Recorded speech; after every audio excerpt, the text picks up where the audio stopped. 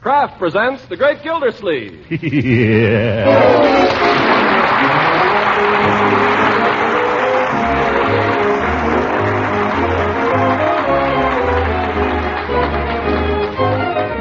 Kraft Cheese Company will also bring you Bing Crosby every Thursday night. Present each week at this time Harold Peary as The Great Gildersleeve, written by John Whedon and Sam Moore. We'll hear from The Great Gildersleeve in just a moment. Meantime, let me tell you what a friend told me the other day. She said, we tried spreading parquet margarine on our bread for the first time last week, and we were certainly surprised. Why, it's really delicious. Well, I don't know why anyone should be surprised that parquet margarine tastes so good, because parquet margarine is made by Kraft. Yes, and made to be just as good-tasting and nutritious as all of Kraft's fine foods. Parquet's flavor is delicate and appetizing, just right for a really satisfying spread for bread. And what's more, parquet margarine adds important food values to meals. It's an excellent energy food, one of the best you can serve.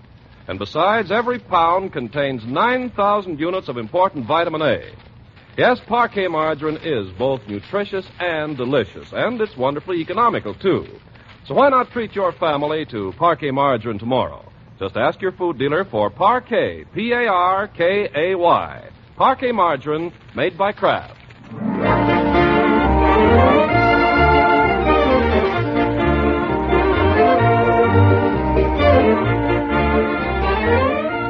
Now let's see what the Great Gildersleeve is up to. For a week, he's been strictly on the job at the water department, but today, with everything running smoothly, he's been able to give a couple of hours at lunch to laying out future strategy for Eisenhower and MacArthur. So we find him now at 4 o'clock in the afternoon, returning to his office to sign some letters before proceeding to the barber's shop. Hello? You still there, Mabel? So then we hung around for a while, and... Oh, wait, I think somebody's coming. I'll call you back. Miss, you there, Bessie. Oh, hello, Mr. Gildersleeve. I was so busy finishing these letters, I didn't hear you come in. Yeah, that's just what I was going to ask. They're not done yet? All but 3, Mr. Gildersleeve, and I'll have those for you right away. But I only gave you 4. Any phone calls? No, sir. Oh, yes, there was one from the newspaper. The Indicator. What did they want? Well, it was kind of personal, Mr. Gildersleeve. What do you mean? Who called? The editor? No, sir. He said he was a society editor. What did he want? He asked when you were going to get married. Oh, well, the date hasn't exactly been set yet. What did you tell him? Oh, I didn't tell him anything, Mr. Gildersleeve. Good. I just said what you told me to say when people called up and I didn't know what to say. Huh? You did what? Well, I just did what you told me, Mr. Gildersleeve. He asked when you were going to get married, and I didn't know. What did you say? We regret there's been a slight delay owing to the shortage in manpower. That's all, brother. That'll fix it nicely. But, Mr. Gildersleeve, these letters... I'll sign them in the morning, and if the phone rings, don't answer it. Oh, that Bessie, I'm going to have to let her go.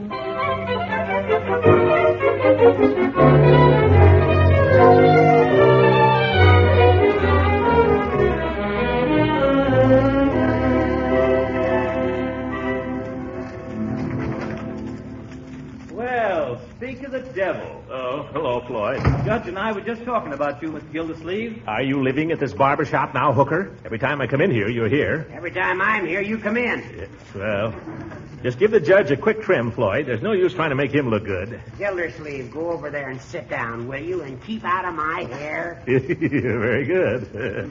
I was just saying to the judge here, Mr. Gildersleeve, I can't imagine you a married man. I'd like to know why not. Well, you know what they say. You can't teach an old dog new tricks.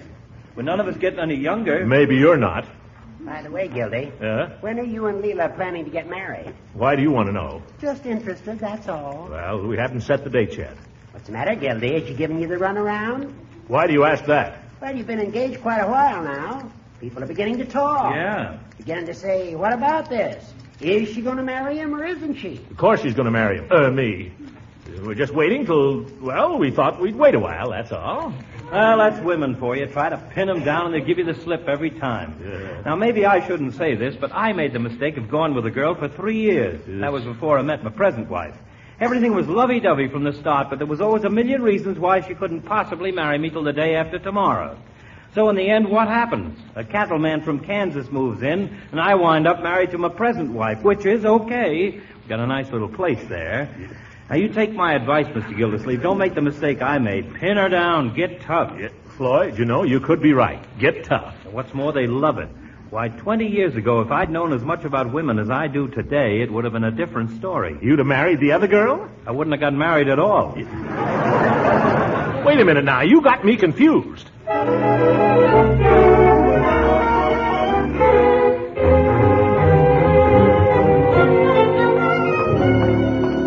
Be tough. That's the way to treat women, all right. Now, look here, Leela Ransom. I've stood all the shilly-shally, and I'm going to. I want an answer, and I want it now. Boo! Leela, never do that to people. It's liable to stunt their growth. I'm sorry, Throckmorton. Come in, won't you? Thank you. I was coming in anyway.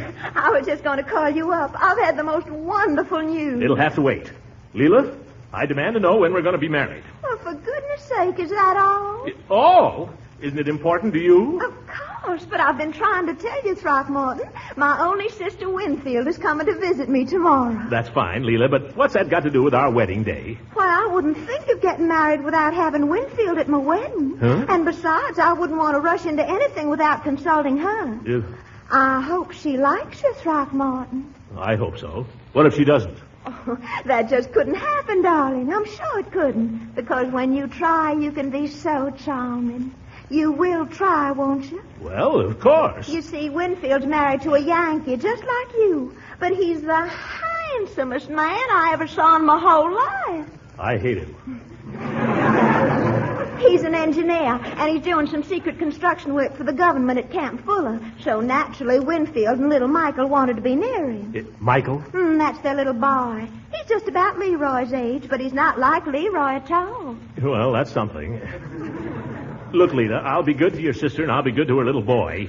But answer me one thing. When are we going to get married? I'll tell you, Throckmorton. I'll let you take us both to lunch tomorrow and we can ask her then. Oh, mercy, that reminds me. Here it is almost 9 o'clock and I've got to get up and meet a 6 o'clock train tomorrow morning. Can't you stay up just a little longer, Leela? I'll meet the train. Oh, that's sweet of you, Throckmorton, but I'd rather. All right, I'll go. Throckmorton, you're not going away angry. No, I'm going home and think about the Romo plan.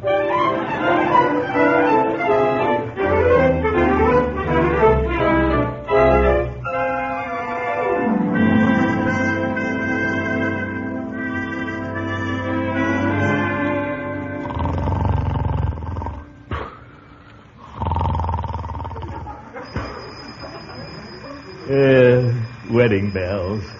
Hang on. Wake up. It's after 7 o'clock. Go away. I want to dream some more, Leroy. Well, hurry up or you won't get any buckwheat cake. If that's different, I'll be right down. Okay, Yeah. Wait a minute, Leroy. What do you want? My cake will get cold. Never mind. I have something important to tell you.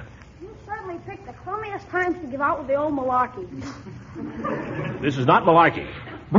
Shut the window. Turn off the cold air, turn on the hot. I heard that, Leroy. I meant turn on the heat. Yeah. So listen to me, young man. Mrs. Ransom's sister is coming to visit her. Is she good looking? You're getting too fresh.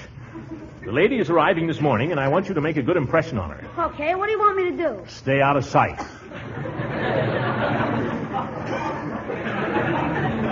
She has a little boy, and when the proper time comes, it may be all right for you to play with him. But until I say so, don't you go near him. For goodness sake, what's going on up here? Oh, good morning, Marjorie. I was just about to get up. I sent Leroy up because Bertie's making buckwheat cakes, and now Leroy's cakes are cold. Oh, I'm sorry, my dear. I was telling him how to behave himself while Mrs. Ransom's sister is here. Oh, when does she come? This morning. I'm meeting him for lunch today, but we'll have him here soon. And I want everybody to be as nice to her as possible. Well, I'll certainly do all I can, Uncle Mort. And I'll keep an eye on Leroy. Oh, sure. Let's all keep an eye on Leroy. No, young man. You better start keeping an eye on her, Unc. If you know what time she came in last Leroy, night... mind your own business. Mr. Gildersleeve, what's the matter with this family? Good morning, Bertie. I've been cooking here a long time, but this is the first time my buckwheat cakes ever run into a boycott. Now, Bertie.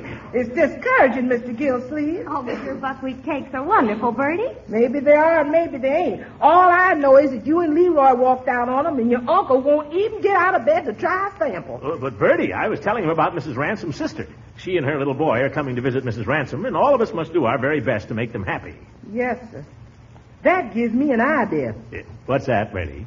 I wonder, do they need a good cook? No, gangway, everybody. Get downstairs and plow into those buckwheat cakes.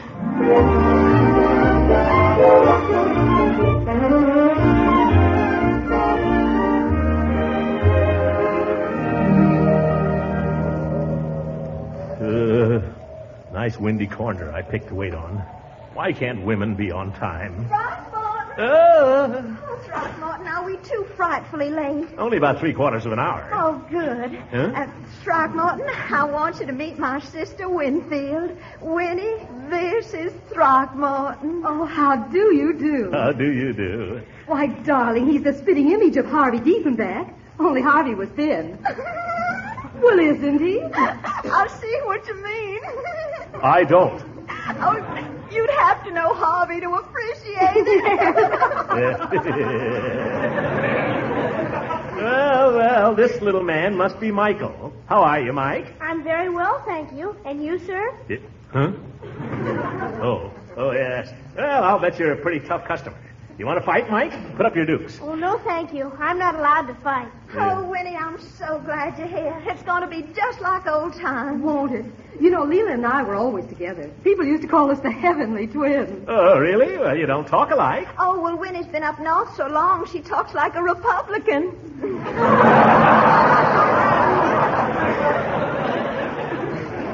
But in the old days, we were more like chums than sisters. Remember when we used to go on dates together? And dress alike. Oh, you remember the summer at Virginia Beach when we switched bowls? Yes, and remember the summer I was so crazy about Tubby Walker? Till the day of the picnic. Speaking of picnics, ladies, how about a little lunch? Oh, gracious, here we are rambling on like a couple of schoolgirls and forgetting all about Throckmorton. You know, I can't get over how much he looks like Harvey Diefenbach. Who on earth is Harvey Diefenbach? Who is Harvey Diefenbach? Well, Harvey was an old beau of mine that I got engaged to once when I was young and foolish. Oh. I laugh every time I think of him. You were dead serious at the time, though. Oh, gracious, yes. And Winnie couldn't see him for dirt. She did everything in her power to break it up. Oh. Well, how about a little lunch, huh? I don't mind telling you, I'm starved. Oh, Throckmorton, I hope you don't mind, but we've only got 5 minutes to get to the hairdresser. But I thought I was taking you to lunch. Well, that's terribly nice of you. Well, we thought if you didn't mind, you could take little Michael to lunch while we have our hair done. Don't you think that would be a good idea? Well, what about the question we were going to ask? Throckmorton, you're a lamb. Isn't he a lamb, Winnie? Now, Michael, you go with Uncle Throckmorton and have a nice lunch. We've got to run. Be a good boy, Michael, and do what Uncle Throckmorton tells you. Have a good time, you man. You hear? See you later. Come on, Mike. My name is Michael. Michael, come on. We're going into the hotel and have lunch. But I'm not hungry. Well, I am. I've been waiting an hour. This isn't a very nice hotel, is it? It's the best hotel in Summerfield. I've been in bigger ones. Sorry it doesn't measure up to your standards. Let's sit here. Yes, sir. Now, what would you like to eat, Michael? I see they've got roast beef today. Well, I don't like roast beef, thank you. Don't like roast beef? What boy doesn't like roast beef? Well, how about pork chops? I'm allergic to pork. What? It makes me break out. Oh. Well, how about a poached egg? You think you can handle that? I had one for breakfast. It wasn't very good either. Look, Michael, how about a nice bowl of milk toast? Let's go away from here. I don't Just a minute. But I really don't see anything. Sit down, you. I'd like a little something to keep body and soul together. I'm going to have roast beef, baked potato, peas, succotash, and pie a la mode. And you little squirt, you can sit there and watch me eat it.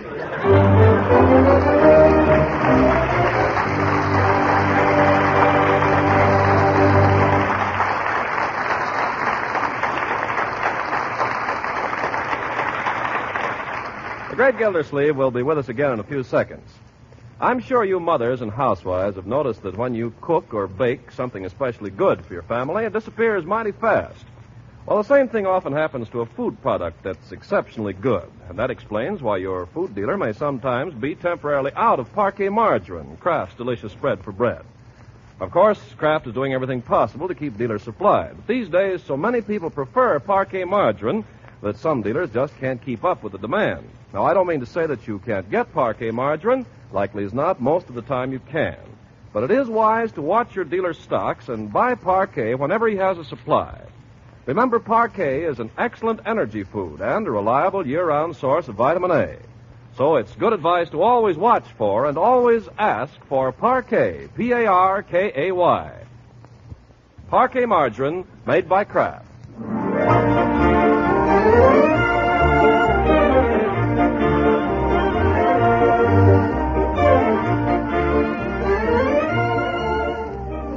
Now let's see how the Great Gildersleeve is coming. The last we saw of him, he was stuck with little Michael at lunch while Leland, her sister, went off to the hairdresser's. Well, lunch is over now, and a couple of hours have passed, and we find Gildersleeve plodding up the front walk to his house, still with little Michael. Come on. What are you waiting for? Why are we going in here? This is where I live. Oh, it's kind of funny looking, isn't it? Listen, I know it's not much, but it's home to me. Now, come on. Whose bicycle is that? That's Leroy's bicycle. He doesn't take very good care of his things, does he? Yeah. Well, no, he doesn't. But he's a good kid. I'm just beginning to appreciate him. Bertie! Oh, you didn't wipe your feet. This is my house, and I can come in with dirty feet if I want to. That you, Mr. Gildersleeve? Bertie, has Leroy come home from school yet? I'll say he's home. I just caught him out in the kitchen stuffing himself with the applesauce I made for dinner. I don't know what's for dinner, Unc. That's all right, my boy. If you're hungry, it's a sign you need food. I like to see a boy eat anyway. Huh?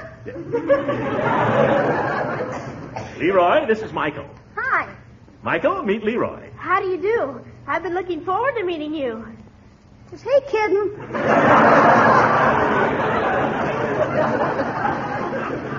Now, Leroy, remember that Michael is your guest.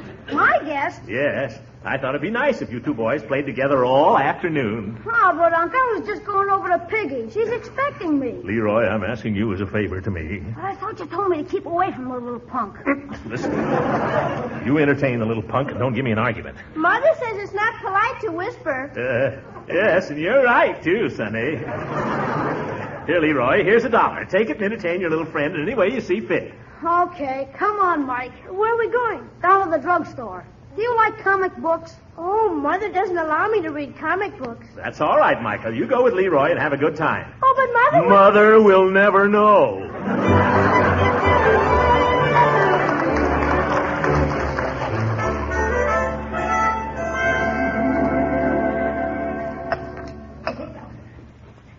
Boy, that was a short soda. I win. I hit bottom first. Well, you cheated. You've still got some left. I have not. Look. Well, anyway, I made mine last longer. Sour grapes. And when I finish this one, I'm probably going to have another. Yeah? Who's going to pay for it? Oh, I've got money. Oh, mister! His name is Peavy. Yes? What can I do for you, young gentleman, now? I'll have another chocolate raspberry soda. Well, I'm sorry, son, but we have a rule here, only 2 of those to a customer. I suppose you think if you make me another one, I'll be sick. If I make you another one, Sonny, I'll be sick. Well, my mother lets me drink all the sodas I want. Well, if you'll bring me a note from your mother to that effect, I'll be glad to fill the prescription. But I wouldn't care to take the responsibility myself. Listen, you have no right... Hey, why don't you stop hollering and finish the soda you've got? I don't want to. I paid for it. You go on and finish it. I don't want to. Why not? I don't think I feel very well.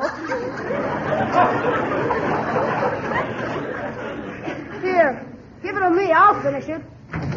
Oh, here you are. Hi, Unc. Hello, Mr. Gildersleeve. Leroy, where in the world have you two been? Right here. You know what time it is? Michael, your mother's been looking all over the place for you. She's just about crazy. Well, I'm afraid our young friend here has overindulged a bit, Mr. Gildersleeve. Yeah? What do you mean? I don't feel very well. Oh, my goodness, look at him. Spots. Well, now, there's nothing to be alarmed at, Mr. Gildersleeve. I'd say it was just a simple case of hives. Nothing to be alarmed at. I'll get the blame for this. What's he been eating? Well, he's under the influence of a couple of raspberry sodas. A couple? Peavy, what kind of a joint are you running here? I'm just trying to run a respectable drugstore, Mr. Gildersleeve. You know what you're running? A public nuisance. Well, no, I wouldn't say that. You ought to know better than to stuff a kid with sodas. How is this going to look for me? I'm supposed to be taking care of this little twerp. When his mother sees him, she'll burn up. What am I going to do? Well, a little calamine lotion might relieve the irritation. Oh, goodbye, Peavy.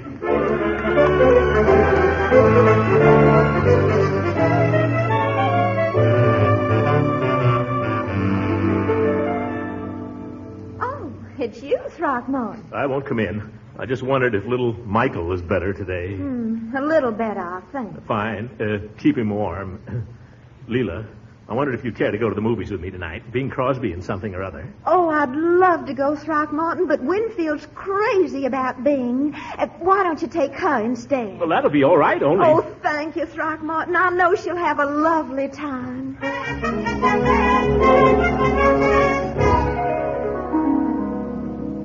Hello, Leila. I have 2 tickets to the subscription concert this evening. Would you be able to go? Oh, Throckmorton, you must take Winfield. She just loves music. But I want to see you. Oh, you can see me anytime. When, for instance? I got these tickets just for you, Leila. I know. Get 3 tickets and we'll all go.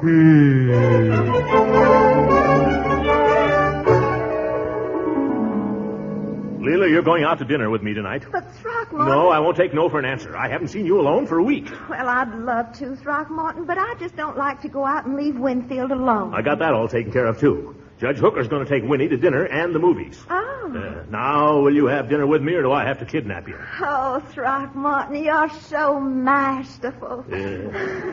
What can a girl say? All right. And I'll be expecting an answer to a certain question you've been putting off, too.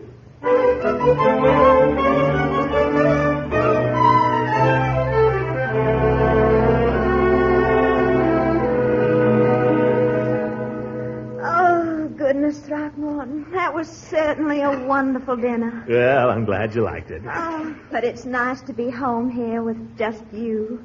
I hope Judge Hooker took Winfield to a nice place. Yeah, don't worry. The judge is a spender. They're probably at the movies by now. Well, I'd rather just sit here by the fire with you and talk. Yeah, me too. What shall we talk about, Throckmorton? Well, I've been trying all evening to get you to answer one question. Oh, Throckmorton, you're not going to stop that again. I'd like to know why not. Well, you're so unromantic about it. Oh, yeah. Let's talk about you then, huh? You know what I think is the cutest thing about you? No, what? Your ears.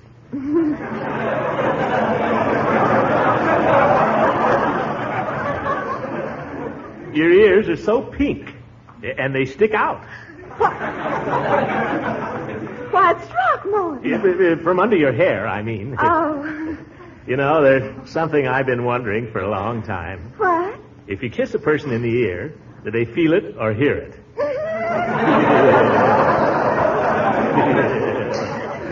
That's a very interesting question, Throckmorton. Yeah, and I know how to find out, too. Uncle Throckmorton, what are you doing? I wish that kid was Leroy for 5 minutes. Gracious, Michael, why aren't you asleep, honey lion? Well, I got nervous upstairs, Aunt Leila, so I thought I'd come and sit with you for a while. But, Michael, don't you want the Sandman to come and take you to the land of Nod? Oh, no, I never go to sleep until Mommy comes home. You don't, huh? Well, now that's no way to grow big and strong, Michael. I bet if you lie down in your little bed and let Uncle Throckmorton tell you a little story, you'll be asleep in no time. I don't like stories, thank you. You'll like this one. Now, Throckmorton, don't force the child. Yes, I won't, Leila. Now, let's just try it, shall we, Michael? Just come upstairs with me, and if you don't like the story, you can come down here again. Is that a promise, Uncle Throckmorton? Cross my heart and hope you die. I die. All right, but I'm warning you, I hate animal stories. Suit yourself, my boy. No animal stories. I'll be back in a moment, Leila. And I don't like fairy stories either. All right, no fairy stories. And I really can't stand them. Never mind. Now, young man, let's come to an understanding. I want you to get in your bed and stay there. But I don't want to. All right. Now, what do you want most of anything in the world? I want to be one of the quiz kids. Well, next to that, be reasonable. I want a chemistry set. You sucker. What do they cost? $2.50, I believe. All right, here's $3. Now, do you think you can go to sleep? I think so. All right. Sweet dreams.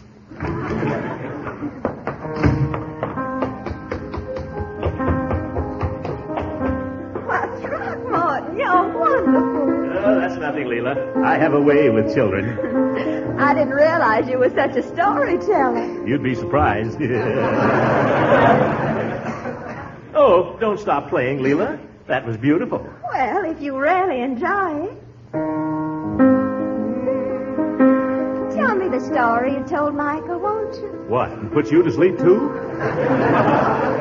I'll bet it wouldn't. Tell me a story, Throckmorton. All right, I'll tell one just for you. Once upon a time, there was a beautiful princess named Leila. She was the prettiest princess in the whole world. Is the princess asleep for 100 years on account of a witch? Uh-huh, that's right. And what does it take to wake her up? A kiss? From a prince? No, from a water commissioner.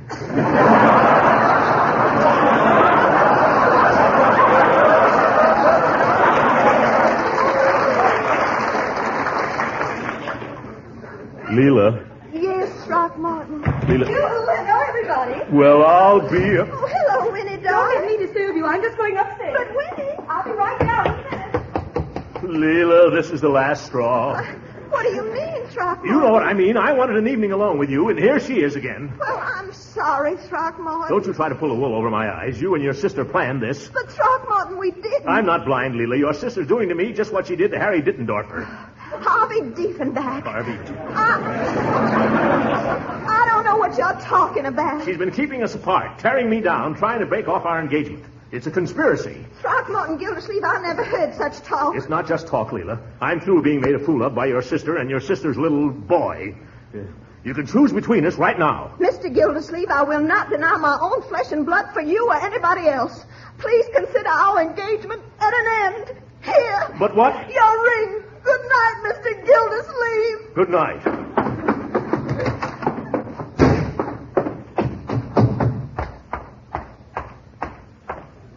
Hello, Gildy. Hooker, what did you bring that woman back here for? Why, we're on our way to the movie. She just stopped in to get her lipstick. Oh!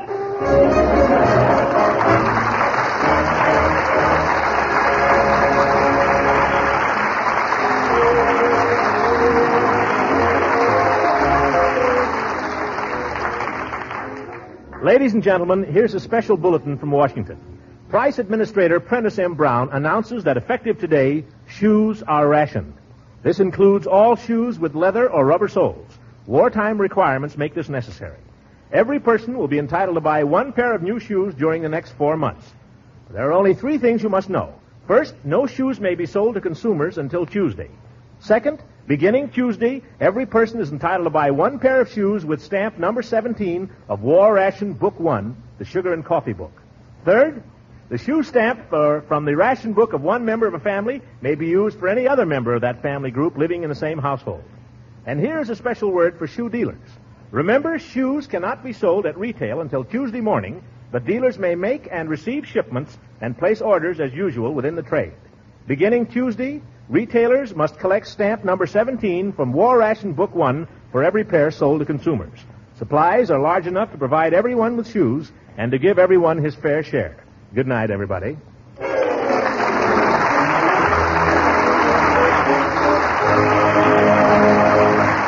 is Ken Carpenter speaking for the Cab Shoes Company and inviting you to listen again next week for the further adventures of the Great Gildersleeve.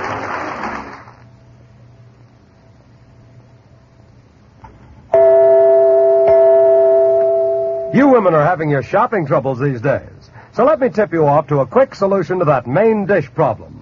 At your food store, whenever you see the yellow and blue package marked Kraft Dinner, think of this. Macaroni and cheese ready in 7 minutes cooking time. You see, that Kraft Dinner package contains a special quick cooking macaroni that cooks fluffy, tender in boiling water. The package also gives you some Kraft grated so you can sprinkle in the cheese goodness in a jiffy. Just 7 minutes at the stove and you have a dish full of fluffy, light macaroni drenched in cheese goodness. A grand main dish all by itself. And a wonderful extender for a little leftover meat or chicken, too. Each package of Kraft Dinner gives you 4 good servings at the cost of only a very few cents a serving. Of course, this quick-made macaroni and cheese is extra popular right now, so it's wise to order your Kraft Dinner early in the week. This program reached you from Hollywood. This is the National Broadcasting Company.